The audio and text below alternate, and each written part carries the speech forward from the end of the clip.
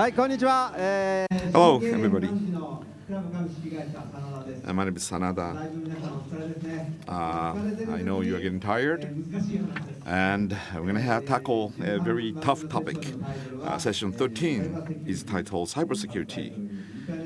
And is there a safe place on the internet? And why, some people may be wondering why Sanada, myself, is introducing this session. And this cybersecurity becomes increasingly important as the internet becomes even more used.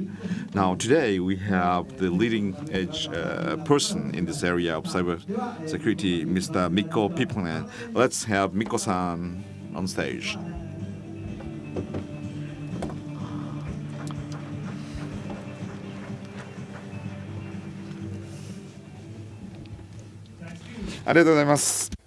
Now, isn't the internet great?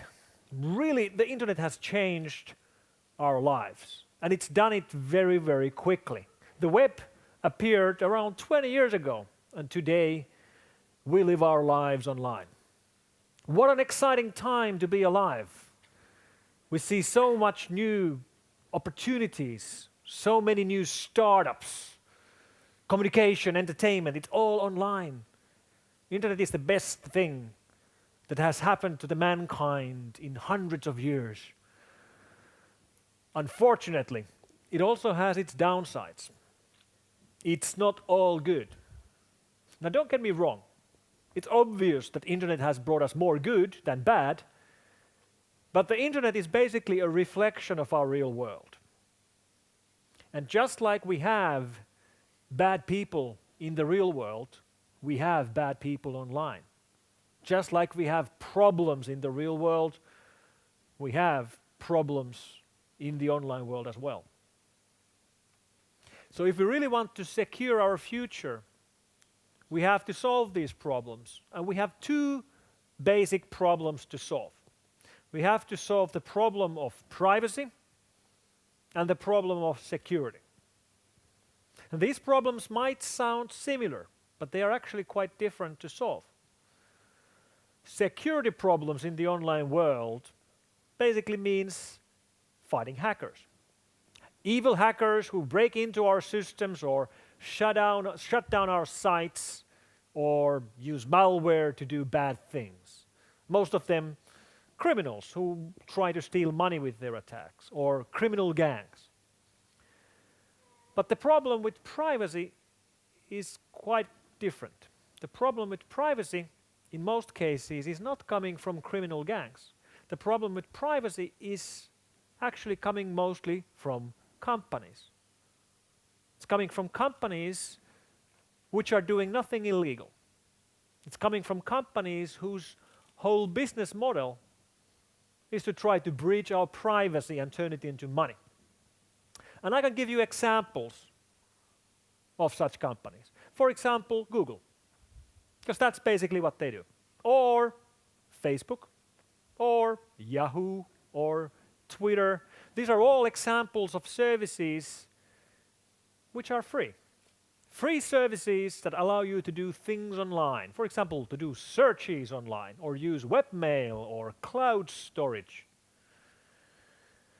But there's a saying about free lunches. There are no free lunches. And that applies to the online world as well. And that's especially easy to see with Google, because it is the largest company in this space. Especially when you look at the amount of money Google invests.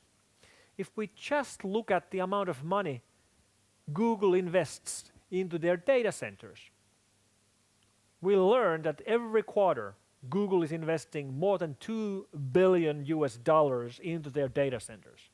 That's 250 billion yens into their data centers every quarter. That's 4 times a year. And that's just the data center spending. Of course, there's many other things that they have to spend money on. So when a company invests so much into their systems but gives away the services for free, you would think that a company like that would be going bankrupt. But Google is not going bankrupt. In fact, Google is very, very profitable. They made $12 billion in profits last year. And these are the monies that they make by using us as things to sell to their real customers, the advertisers. There are no free lunches. There are no free search engines. There are no free webmails. There are no free cloud storage providers. Almost all the things that are claiming to be free are not free.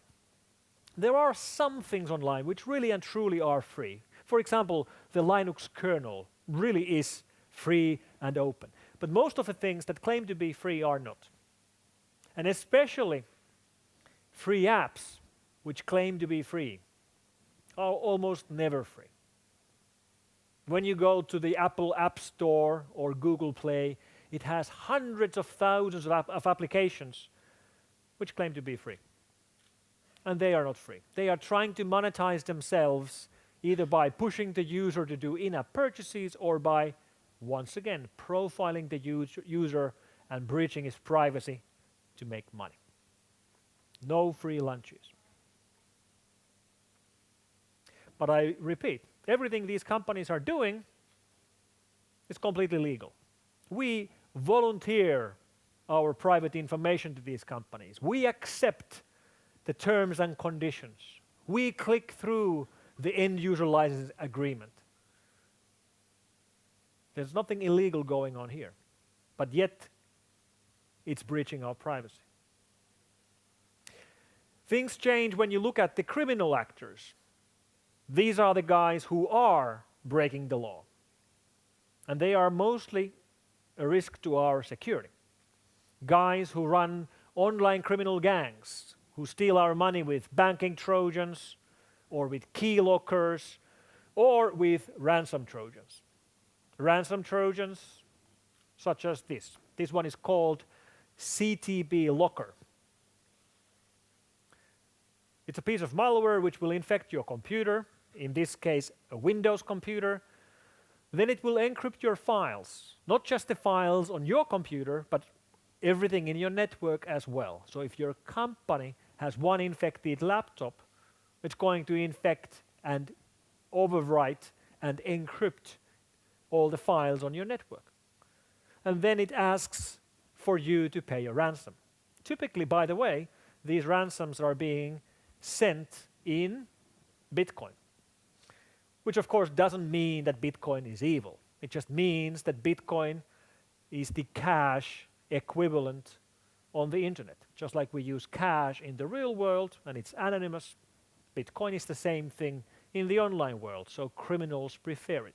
It doesn't mean it's bad, it's just a tool. And these kinds of ransom gangs actually deliver on their promise. If you actually get infected by one of these Trojans, and if you actually pay the ransom, they will provide you with a program which will decrypt your files. So at least they are honest criminals. And they have to be honest. They have to be able to provide your files back to you if you pay, because they have to have a good reputation. Most victims will Google or Yahoo search for a solution before they pay. And if they find out that previous users who paid the ransom did not get their files back, they're not going to pay the ransom. And these kinds of Trojans are a problem everywhere in the world. We've seen localized versions of ransom Trojans targeting people right here in Japan. This is a screenshot of the so-called KRSW locker. We've seen ransom Trojans like these for Windows computers. We've seen them for Mac OS X computers, but we've already seen them also for mobile devices. This here is an Android phone locked by the Reveton Trojan. And it doesn't end there. We've already seen smart devices hit by ransom Trojans. Here's a smart TV locked by a ransom Trojan, which claims to be the local police and tells you a story of how you haven't been paying your TV tax and now your television has been locked until you pay a fine to unlock your television. This is the Internet of Things getting infected. And as all devices around us are becoming smart, we have to keep in our heads this rule that if something claims to be smart, what it really is exploitable. So, a smart TV is an exploitable TV. A smart watch is an exploitable watch. A smart phone is an exploitable phone. And a smart car is an exploitable car. And there's quite a bit of hype and horror stories around cyber risks for the Internet of Things. For example, with smart cars, you hear these horror stories about what could happen, how evil hackers could hack your internet-connected car, and then the evil hackers could disable your brakes, and then the evil hackers could drive you off a cliff and kill you. And that's nonsense. That's not going to happen.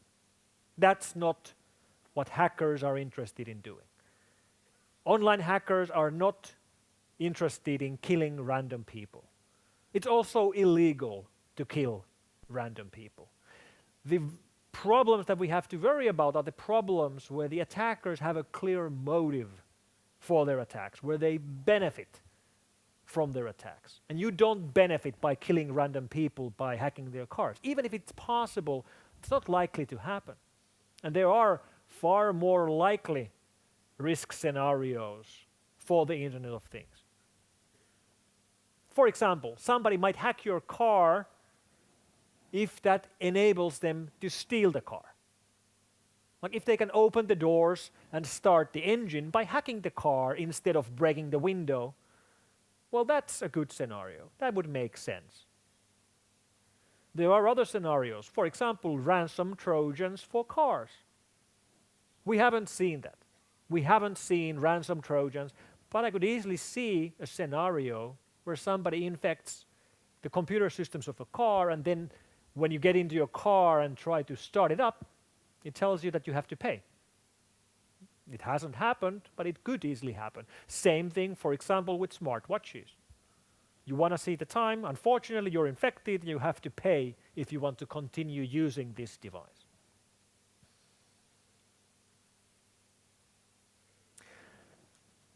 But criminals and criminal gangs are not the only source of malware today. In fact, the biggest surprise to me over the last 24 years that I have been analyzing malware has been the fact that we started seeing malware, Trojans, and viruses which were actually being developed by governments. Governmental malware writing. When I started analyzing malware in the early 1990s, I would have never believed if somebody would have told me that by 2015 it's going to be commonplace to find malware which is being written by governments and militaries and intelligence agencies. But that's where we are today. I'll give you an example. Just last year, we found 3 malware families which we believe are all written by the Russian government. All of those were malware families which were being used to do espionage. They were being used to do spying. And there was one country where almost all of the infections were found. That country was Ukraine. And we all know about the conflict between Russia and Ukraine right now. In traditional world, during a crisis, espionage and spying becomes more important. But it used to mean that real world spies, like real people, would try to gain access to confidential and critical information. Today it means more malware. Malware written by governments targeting foreign governments to steal valuable information from the government, from the military companies operating in that country. And of course, Russia is not alone. In fact, the very first governmental malware examples that we ever found were coming from China.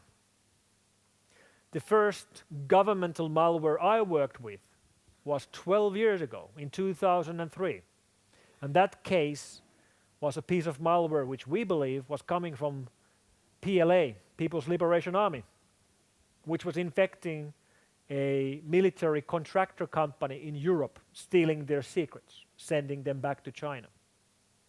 And that same method of working is still in action today in 2015. I'll give you one example of that, a piece of malware that we call Medre. And this piece of malware is unusual because it's written in an unusual programming language. It's written in Lisp. And Lisp is a language you don't very often see in malware, almost never. But the reason why Medre is written in Lisp is that Lisp is the macro language used inside the AutoCAD engineering program. And AutoCAD is the program that basically all the engineering houses all over the world use to make engineering drawings, 3D drawings. Drawings of what? Well, drawings of buildings, structural drawings, drawings of bridges, drawings of devices, development plans of electronics, for example, floor plans of confidential high security buildings. And what Medre does is that it infects these AutoCAD files and it spreads from one computer to another as the users themselves exchange these drawings. So it slowly spreads from one engineering company to another engineering company, from one country to another country. And what it does in the background is that it takes copies of these engineering drawings and sends them to mainland China. This is governmental espionage done with malware.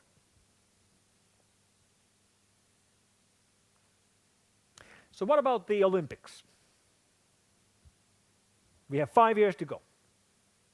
5 years to go until the Olympics right here. And it's quite clear that there are worries about online attacks or cyber attacks and the Olympics. And for a good reason too, because we have seen attacks before. In fact, the very first Olympic-related online attacks that we have worked with happened 20 years ago with the Lillehammer Olympics in Norway.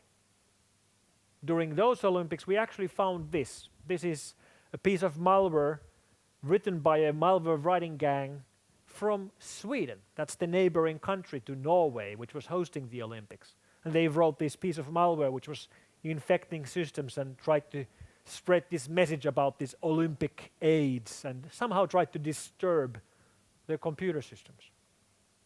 Now that's 20 years ago, so the risks that we have today are quite different. But once again, when you can think about the risks from the point of view of the attackers, it's very hard to try to defend against any attack if you don't understand who you are trying to defend against. If you understand who you are up against, then you can start defending. So there are multiple different parties who might be interested in disrupting the computer systems of an Olympics games. It could be criminals. For example, we have seen attacks during previous Olympic games targeting, for example, the ticket sales. For example, phishing attacks when the ticket sales start to set up fake ticket shops to make money by selling tickets that don't exist. That happened, for example, during the London Olympics. And that's a very clear attack. You can easily see why someone would do that, because there's lots of money to be made. We also see attacks which are not trying to make money. It might be coming from groups just want visibility, who want to disrupt the systems to gain visibility for themselves. And they might be using defacements of websites, or they might be using distributed denial of service attacks to do it. And distributed denial of service attacks, or DDoS attacks, have become the norm on the internet.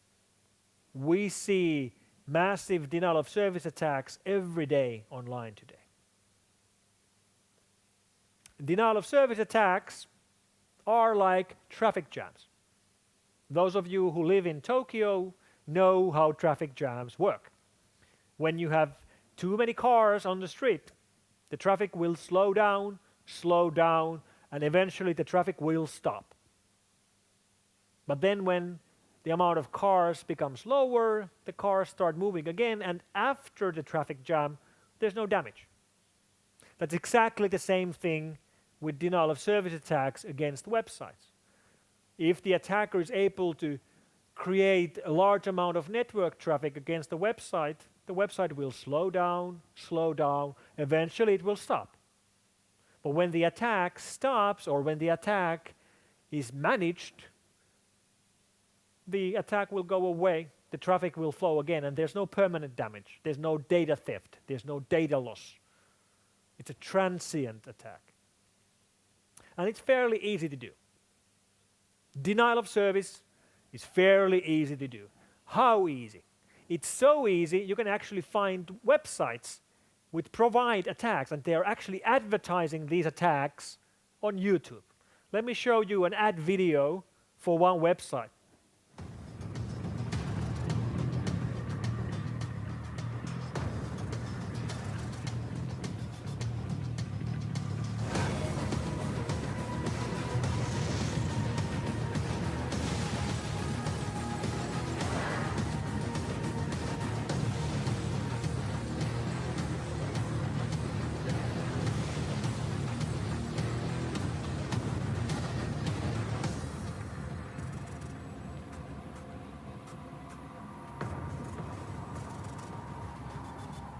Well, that seems like a pretty impressive service. Also a pretty impressive ad, considering it's an ad for a criminal website. And I don't recommend that any of you go and buy attacks from that particular website. For one reason, because it would most likely be criminal. But it's good to note that while all sectors of IT are growing right now very quickly, I believe that the fastest growing part in IT is IT crime. All segments of IT are growing, but the fastest growing is IT crime. And once again, I don't recommend you to join the world of IT crime, even though it's growing probably faster than any other part. And these denial of service attacks are right now very timely because of what happened last week. Because last week we saw a massive historical attack against GitHub. GitHub is an American service, a website for sharing source code of open source projects. For example, Linux kernel is being developed jointly on the GitHub service. So is Python, so is Ruby on Rails. Google is using it to share some of their open source projects. But you can also use GitHub to host, in addition of hosting source code, to host any kind of data. It can be used to host wikis or just normal websites. And they were hit with a massive attack last week. And the attack was unusual, because the attack was done by redirecting normal web surfing traffic to hit GitHub. And this redirection was done by the Great Firewall of China. The way it worked is that when people outside of China were visiting websites inside China, they will pass through the Great Firewall of China. And that firewall would add extra JavaScript into the browsers of the visitors. And that JavaScript snippet would cause your browser to start attacking GitHub. And since China is a huge country and they get huge amounts of inbound traffic at any given moment, this created an immense amount of traffic from all over the world targeting the GitHub services. So the traffic was coming from all over the world, from every single country except from China. From everywhere else except from China. Redirected web traffic from people who were trying to visit websites which were behind the Great Firewall. Why were they doing this attack? What were they trying to do? Well, the attack was targeting one specific page or two sets of specific pages under the GitHub service. Most importantly, it was targeting the GitHub pages of greatfire.org. And Great Fire is a freedom of speech organization from the West, which is providing information to people who live behind the Great Firewall of China on how to avoid censorship.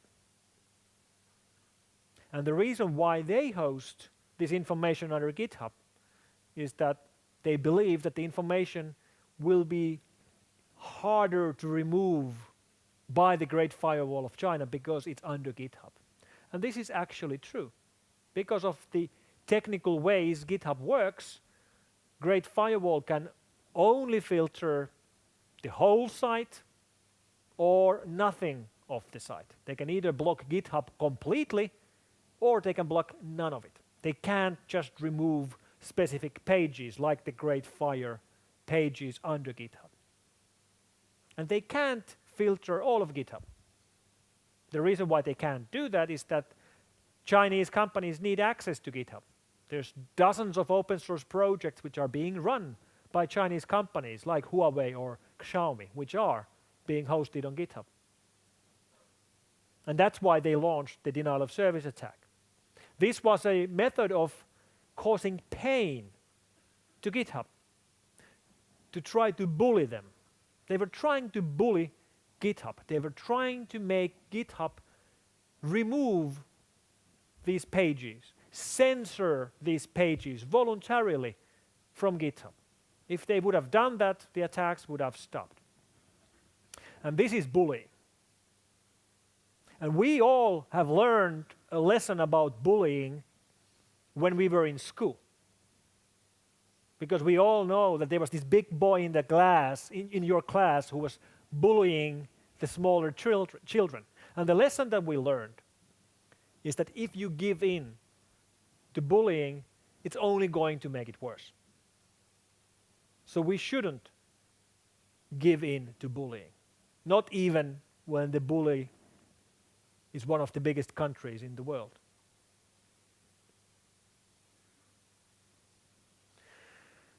So the internet has changed our world. We live our lives online.